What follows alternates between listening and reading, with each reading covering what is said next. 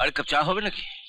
ওই নবাব নন্দিনী সপ্তমীকে বলো না, কি করছে সে সকাল থেকে রান্নাঘরে? কি আবার করবে? সকাল থেকে তোর এই ডিমের পচে যোগান দিতে তো। খা খা খা। শুনলি শুনলি বড় খোকার কথাটা শুনলি? শুনলাম তো, কিন্তু মা, দাদাকে এখন চটিও না। তোমার জামাইয়ের জন্য ব্যাংক থেকে টাকা তুলতে দাদারও তো একটা সই লাগবে। বাহ, বাপের বাড়ির টাকা এভাবেই হাতিয়ে পাচার হচ্ছে তাহলে? সপ্তমী, তোমার স্বামীর এত টাকার দরকার কেন? তোমার শ্বশুর বাড়িও কি ভিখারির বংশ, নাকি ওরাবার মতো টাকা পায়নি যৌতুক থেকে? আমার বাপের বাড়ি আমায় কি দিয়েছে কি দেবে তাতে তোমার কি? আমারই তো।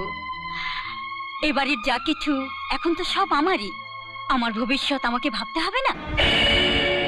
শ্বশুর বাড়ি ছেড়ে তুমি যেখানে পড়ে আছো, এখন তোমার শাশুড়ির গা হাত পা কে টিপে দিচ্ছে?